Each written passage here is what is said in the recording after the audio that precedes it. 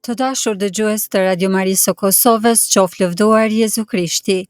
Jemi në emisionin Audienca e përgjithshme e Papës, e mërkura e madhe 2025. Të dashur dëgjues e besimtar, jemi në zemrën e javës së madhe, kohë e shenjtë dhe vendimtare në udhëtimin tonë të besimit. Në këtë të mërkurë të madhe, shikimi ynë përqendrohet te fytyra e Jezusit që përgatitet për darkën e fundit, për krah dishepujve të tij, fytyrë e përvujtrisë, por edhe e vendosmërisë, për ta quar deri në fund misionin e dashurisë. Në audiencën e përgjithshme, Papa Francesku ndalet tek shëmbëltyra e djalit plankprishës, si një pasqyrë gjendje son njerëzore, të humbur por gjithmonë të kërkuar nga Ati. E mërkura e madhe nuk është vetëm përgatitje liturgjike, por një thirrje për kthim në zemrën e mëshirshme të Zotit, i cili nuk rreshë në dashuri. Të gjitha këto informacione ju apërqojmë falë redaksisë së gjuhës shqipe të Radio Vatikanit. Për më shumë të dashur dëgjues, vazhdoni qëndroni me ne.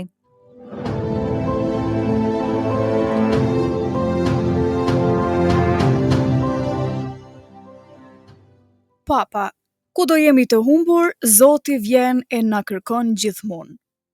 Në katekizmin e përgatitur për audiencën e përgjithshme, Francesku reflekton mbi shëmbëltyrën e djalit plankprishës dhe i fton besimtarët ta pyesin veten: po unë ku jam në këtë histori? Papa nënvizon mesazhin e shpresës në këtë qast, duke theksuar se si të dy vëllezërit janë të humbur, ndonëse për arsye të ndryshme. Babai nga ana tjetër e lë gjithmonë derën hapur për të dy, ashtu siç bën Zoti. Dashuria është dhuratë e çmuar, por kërkon edhe humbje e diçkaje, për të shkuar tek tjetri. Rreth 70 vjet nga krerët e lartë dhe personaliteti i Poliklinikës i Universitetit Katolik dhe Drejtorisë së Shëndetit të Higjienës së Qytetit të Vatikanit, u pritën të mërkurën paradite për rreth 20 minuta nga Francesku në dhomat prapa sallës Pali 6. Papa i falenderoi për kujdesin dhe ndihmën që i dhanë dhe i siguroi për lutjet e tij, e pastaj edhe për shëndetjet e tij individuale. Papa u takua me krerët dhe personelin e Xhemellit dhe të Drejtorisë së Shëndetësisë e Higjienës. Sot në mëngjes, në dhomat prapa sallës Pali 6, Papa Francesku u takua me drejtuesit dhe personelin e Fondacionit Poliklinik a Xhemelli, si dhe të Universitetit Katolik dhe të Drejtorisë së Shëndetit dhe Higjienës së Shtetit të Vatikanit. Gjithsej, rreth 70 vet, të cilët të ndihmuan gjatë ditëve të shërimit, muajin e kaluar. Ngjarjen e bëri të ditur salla e shtypit e Selisë së Shejtë.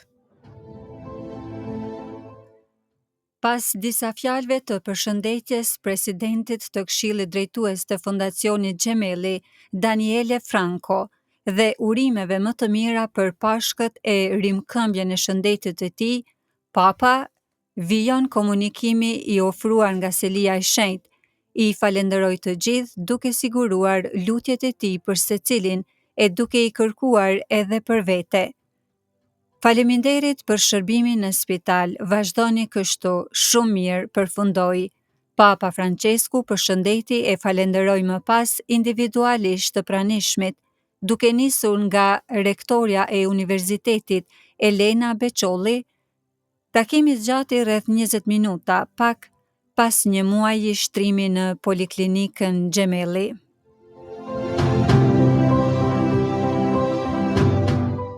Më poshtë teksti kushtuar shëmbëltyrës së djalit plankprishës marrë nga Ungjilli i Lukës.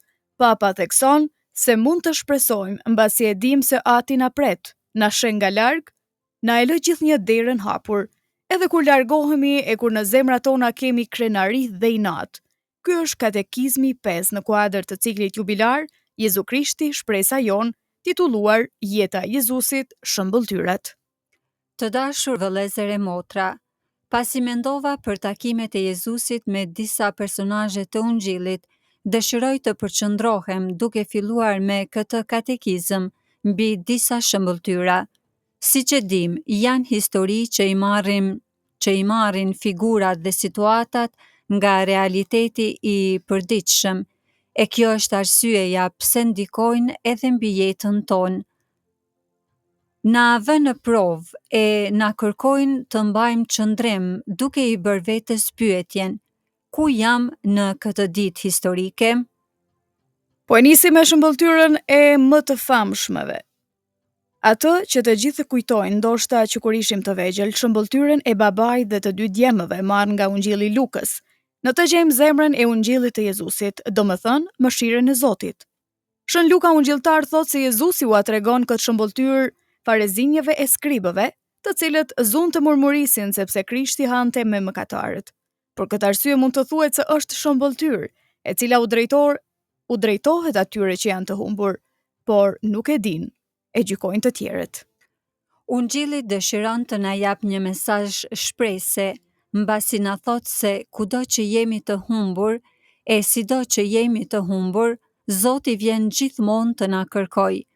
Ndoshta humbëm si dele që dolin nga shtegu për të kullotur, ose mbetëm prapa për shkak të lodhjes, lexojmë tek Luka ungjilltar, ose humbëm si monedhë, e cila ndoshta ka rënë në tokë dhe nuk mund të gjendet më, ose dikush e ka vendosur diku dhe nuk e mban mend se ku, ose e kemi humbur veten si dy djemt e këtij ati, më i vogli sepse u lodh në një lidhje që ndjente se ishte shumë kërkuese, por edhe më i madhi humbi, sepse nuk mjafton të rrish në shtëpi nëse në zemër ke veç krenari dhe inat. Dashuria është gjithmonë angazhim, gjithmonë ka diçka që duhet ta humbasim për të takuar tjetrin.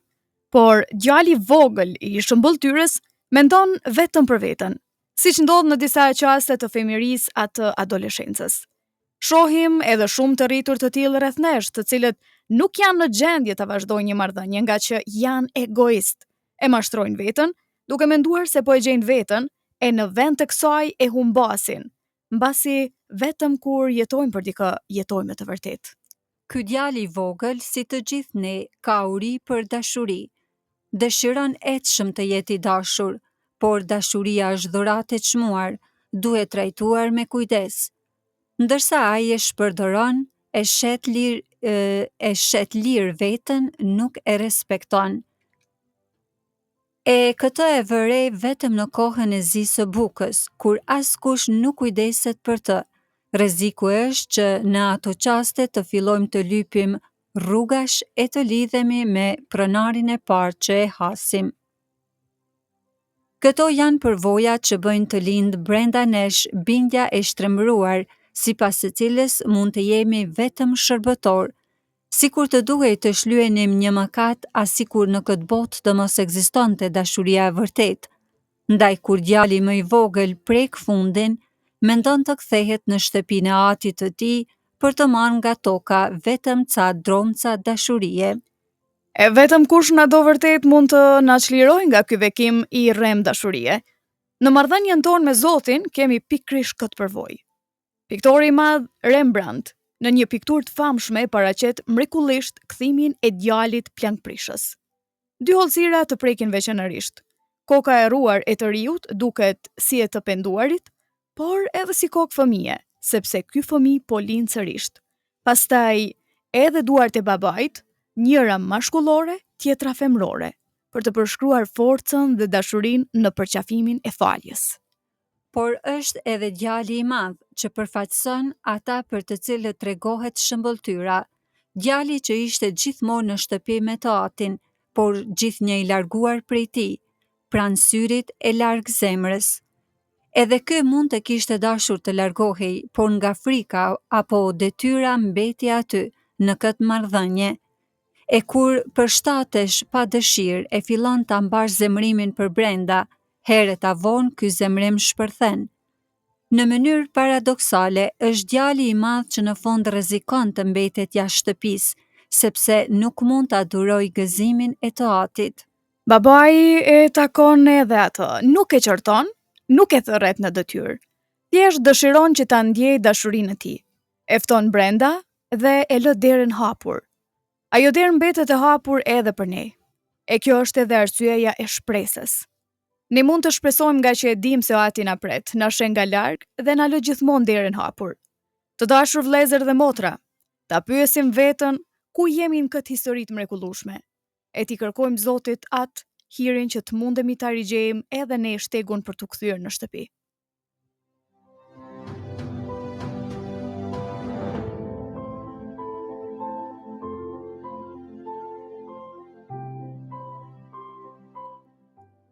Të dashur dëgjues të Radio Marisë së Kosovës, jemi pra në audiencën e përgjithshme të Papa Francesku, dëgjuat katekezën e përgatitur nga Papa Francesku. E tani vazhdojmë edhe me disa informacione shtesë të tjera. E mërkura e madhe, shenjë e pashkëve. Krishti përgatitet për aktin e fundit të jetës së tij. Është koha për të zgjedhur rrugën. Thërret 2 dyshepuj të besuar dhe I nis tek shtëpia e një miku që të përgatisin gjithçka duhet për kremtimin e darkës së mbrame të Pashkëve. Nuk I bën zë Judës. Pranoje, o Jezus, ti shëlbimi ynë, vullnetin e mirë të qëllimeve tona. Na I fal mira ligështi që na largojnë nga ti. Duam të ecim për krah teje e të përgatitsemi me ty. Në ditën e mundimeve, gëzimin e pamort të ringjalljes. E tani në çastin vendimtar lihet më një anë. Të duhet sikur njeriu mund të përjashtoj Zotin nga jeta e vet, pa I ndryshuar fare zakonet, pa pyetur se ka edhe një të ardhme nga e cila mund të pritet gjithçka. I duket se mund të tralltoj pa kurrë far pasoje, por gënjehet të rënd. Do të vi gjithë një çasti ku do të lihet me një anë I përjashtuar nga veprat e shëlbimit, që vijon të zhvillohet në botë që pranon vetëm shpirtra fisnik në planin e palodhshëm, si të pashqyrtueshëm e të gjithë pushtetshmit hy. Kush trallton, ndjek fatin e të përjashtuarve, si Juda. I kishte dhënë tashme shenjat e zemrimit që I ziente në shpirt. Pak ditë më parë Jezusi kthehej nga Betania. Pas ringjalljes së mikut të tij Lazarit, kishte shkuar në një qytet aty pranë, për të shpëtuar nga emocionet e jashtëzakonshme nga kurthët, që I ngriheshin për shkak të pushtetit për të bërë mrekulli. Tani po shkonte në Jerusalem për të kryer aktin e fundit të misionit të shpëtimit të mbar njerëzimit, sepse një profet nuk mund të vdes jashtë Jerusalemit. Rrugës është oazë, Betania. Lazri e motrat e tij, Marta e Maria, e kanë ftuar Jezusin në shtëpi në një festë plot mirënjohjeje, miqësi e dashuri. Disa herë e patën strehuar e shuajtur në prehjen e shkurtuar gjatë shtektimeve të tij pafund. E është një rast krejt I veçantë, ata duan të shprehin të pashprehshmen, sepse e pashprehshme ishte ajo që ndodhi, ajo që pan, që provuan. E kush tjetër veç tyre kishte kaluar ashtu nga dhimbja vdekjes në galdimin e jetës? Kush e kishte bërë ndonjëherë shtektimin e papërfytyrueshëm nga një varr I vulosur në dritën e diellit, I thirrur nga një që ka fuqi të bërtas të vdekurit, dil jashtë. Tani ky njeri dal nga varri, Lazari pra, është aty, në shtëpinë që ka nisur ta quajnë shtëpia e të ringjallurit, pranë familjarëve të çmendur nga gëzimi. Gosia është madhështore. Marta, e përqendruar krejtësisht në drejtimin e kuzhinës, nuk e qorton më motrën Marin që e kalon vetëm si tjetër herë. Në këtë ditë të jashtëzakonshme rrethohet nga miqt, gati për ndihmë, por ajo në kulmin e gëzimit nuk mund t'ja besojë askujt gatimin e kësaj dreke për Krishtin, ku dëshiron të shkrijë gjithë mjeshtrinë e vet. Maria, si gjithnjë, është larg nga këto shqetësime. Nuk është gatimi, por dashuria e miqësia që se lën të qartë, që nuk e lën të qetë. Do të dëshironte ta shkulte zemrën nga krahori e t'ia dhuronte mësuesit, që rri në krye të sofrës me mirësinë e zakonshme, në sa vështrimi I tij përfshin horizonte, ky syri I të tjerëve sarrin. Maria do të dëshironte ta shoqëronte Jezusin në këtë vetmi të pacak. Merr prandaj një enë me parfum të çmuar. Është simboli më i gjetur i fjalëve të mbyllura në zemër, që goja s'mund t'i thotë. Thyen enën e derdh vajin errmir mbi këmbët e Jezu Krishtit. Dashuria e saj është plot respekt, por në këtë qast nuk mund të mos jap një shenjë personale të kësaj dashurie pafund. Prandaj, zhdredh gërshetat e gjata e i përdor flokët, që i derdhen supesh, në vend të peshqirit. Peshqiri gjallë, i ngarkuar me ndjenjat më të ngrohta njerëzore.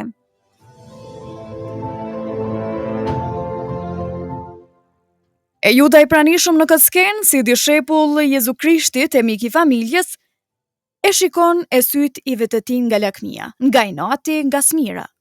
Nuk është në gjendje ta kuptoj këtë qast kaq t'jashtëzakonshëm. Mermerin tërmlef, se i duket shpërdorim. Njerëzit e mbrapsht nuk mund ta kuptojnë dashurinë e vërtet, flijimin e vërtet. U duket shpërdorim. E për ta fshehur gjithnjë këtë mlef, shtohet se i vjen keq për të varfrit. Shpirtrat e ulët mundohen gjithnjë t'i fshehin pas fjalëve të fisme planet e tyre mashtruese.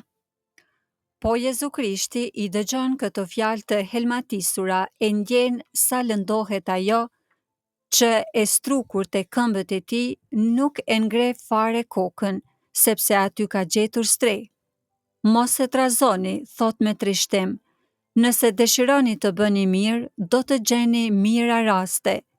Parfumi i saj paralajmëron një tjetër vaj errmir që do të derdhin mbi mua pas pak ditësh, në qastin kur do të më kalli në varr. Ja, ky ishte mendimi që fshihte pas vështrimit të përmbushur, mendimi që shpërthen tani në zemrën e Maris që i trondit gostarët. Jezu Krishti e kujton skenën e varrosjes së vet pak ditë para se të zbresë në varr. E tani duhet të përkatis Pashkën e mbrame judiake, e pranë Pashk të parën Pashk të Krishtër, prandaj nuk mund të ngarkoj Juden me një detyrë kaq të jashtëzakonshme. Ngarkon Pjetrin e Gjonin, njerëz të varfër, por që e duam me gjithë zemër, që e ndjekin besnikrisht deri në fund të fundit.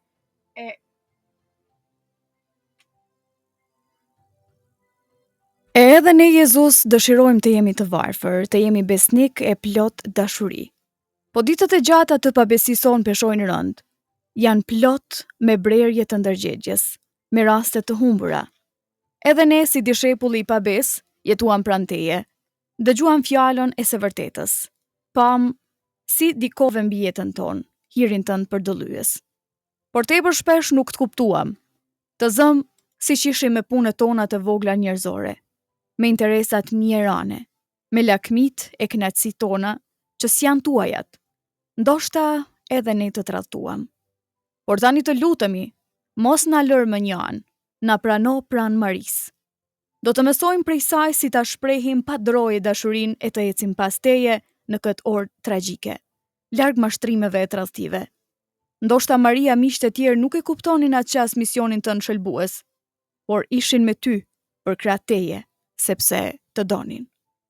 Pranoje, o Jezus, ti shëlbimi ynë, vullnetin e mirë të qëllimeve tona. Na i fal mira likshtit që të na largojnë nga ti.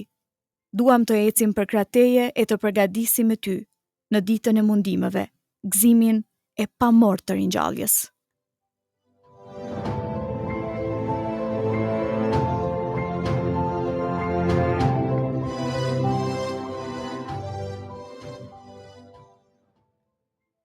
Të dashur dëgjues të Radio Marisë së Kosovës, tani po vazhdoj me një ngjarje tjetër. 16 prilli, kalendari kujton të lumin Atë Gaspër Suma, martir. Kalendari kishtar sot me 16 prill përkujton e kremton liturgjikisht atë lumin Atë Gaspër Suma, OFM martir Jezu Krishtit në kohën e diktaturës komuniste në Shqipëri. Atë Gaspër Suma, me misionin e tij në përmalet e vështira të Dugagjinit, që ungjillizues i zellshëm, por edhe mjeku i shpejtë që gjendej në vështirësitë shëndetësore për dhënien e ndihmës së parë, si dhe mësuesi po përpiqej të mësonte shkrim me këndim njerëzit.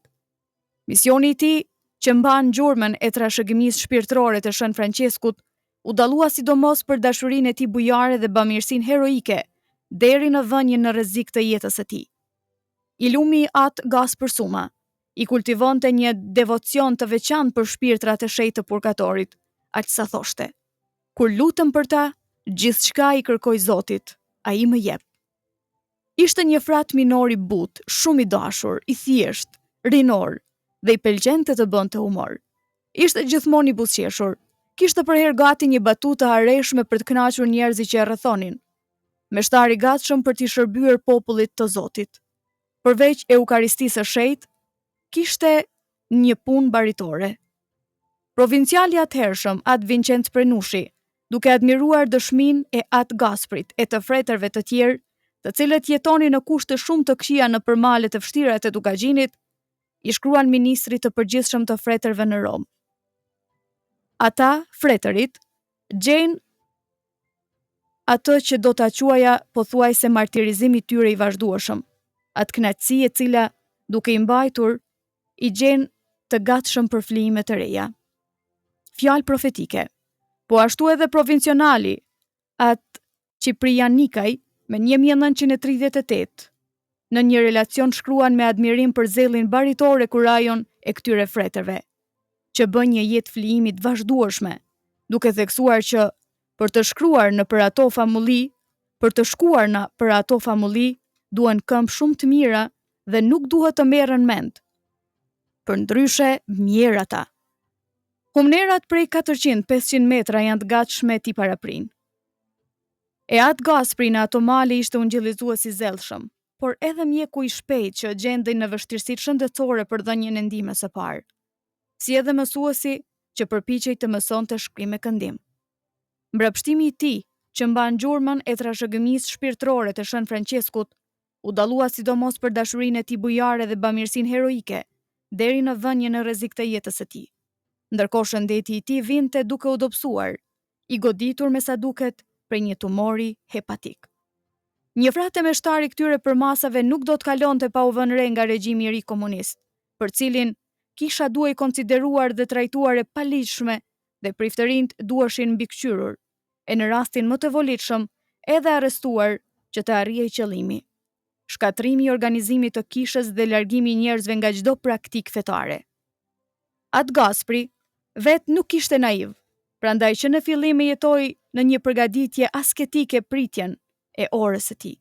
E kjo orë erdhi pavonuar në festën e zojës ndihmtare. Atë ditë, pra me 24 maj 1948, sigurimi e arrestoi në Gomsiqe.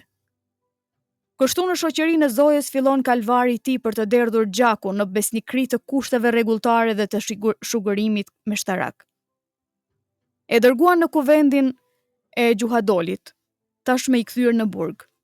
Edhe pse me shëndet as pak të mirë, nuk ja kursyen torturat mizore, por forca e tij shpirtërore dilte në pa, kur në intervalet mes një torture e tjetrës, i kushtohej lutjes dhe si apostull i vërtet, i mësonte të luteshin ata që ishin në burg me të dhe fshehur azi pajtonte me hyin vëllezërit në fe.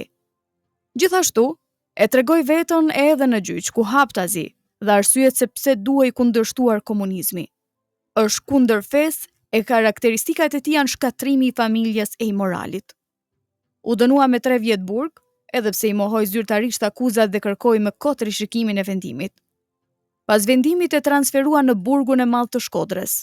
E kështu në moshën 53 vjeçare, në infermierinë e burgut, ku e kishin quar në fill të vdekjes, ashtu si mësuesi i tij hyjnor dha shpirt.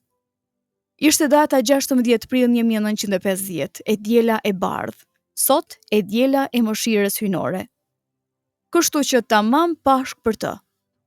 Atë ditë, edhe ai e lau stolen e vet meshtarake në gjakun e qengjit dhe i shndërruar hyri në aradhen e lirë të martirëve, për t'ju bërë kuror hyjtat.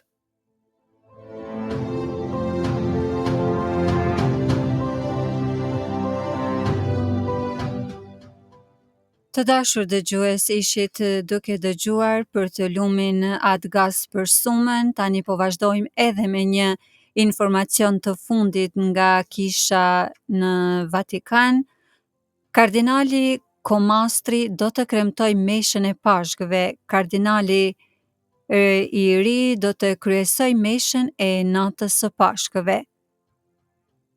Kardinali Angelo Komastri, kryeprift nderi i Bazilikës së Shën Pjetrit dhe vikari i përgjithshëm nderi për qytetin e Vatikanit, do të kremtoj meshën e së dielës së Pashkëve në sheshin e Shën Pjetrit në Vatikan me delegimin e Papës Francesku, ndërsa kardinali Giovanni Battista Re, dekan i Kolegjit të Kardinajve, do të kryesoj liturgjinë e natës së Pashkëve të shtunën e madhe në Bazilikën e Shën Pjetrit. Zyra e shtypit e Selisë së Shenjtë njoftoi emrat e kardinajve të deleguar nga Papa për ngjarjet e ndryshme të javës së shenjtë të Pashkëve. Mesha e Bagmit a mesha e Vajosjes, paraditën e së Enjtës së Madhe, do të kremtohet nga kardinali Domenico Calgagno, president nderi i administratës së trashëgimisë së Selisë Apostolike, ndërsa liturgjia e mundimeve të Krishtit të premten e madhe të Pashkëve do të drejtohet nga kardinali Claudio Gugerotti, prefekt i dikasterit për kishat orientale. Udha e kryqit e planifikuar të zhvillohet pranë amfiteatrit romak Koloseu do të drejtohet nga kardinali Baldo Reina, vikari i përgjithshëm i Papës për dioqezën e Romës.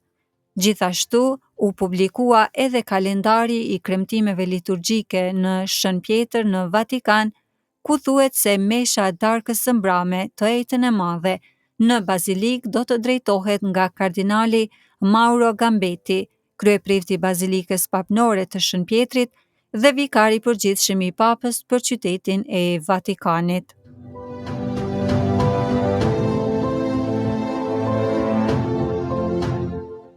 Të dashur dëgjues, kaq kishim përgatitur për sot nga audienca e përgjithshme e Papa Franceskut. Dëgjuam edhe disa mendime për këtë javë të madhe të shenjtë nga jeta e kishës në botë. E të gjitha këto informacione ju apërquam falë redaksisë së gjuhës shqipe të Radio Vatikanit. Në këtë çast përgatitjeje të thellë shpirtërore, ndërsa na afrohet nata e shenjtë e Pashkës, kujtojmë me mirënjohje dëshmitarët e fesë që si i lumi Gaspër Suma e jetuan deri në fund dashurinë për Krishtin, përmes thjeshtësisë, shërbimit dhe sakrificës. Liturgjitë e mëdha të këtyre ditëve të kryesuara nga kardinajt Komastri e Re në emër të Papës janë ftesë për të hyrë me gjithë zemër në misterin e kalimit nga vdekja në jetë. E le të jetë lutja jonë: O Jezus, pranoje vullnetin e mirë të zemrës sonë dhe na jep hirin për të përgatitur me ty gëzimin e pamortë të ringjalljes. Udhtojmë bashkë drejt Pashkës me besim, me shpresë e me dashuri. Me ju ishin unë Nora Ukaj dhe unë Johona Gashi. E ne ju falenderojmë për vëmendjen, kudo qofshi, hiri i Zotit qoftë me ju.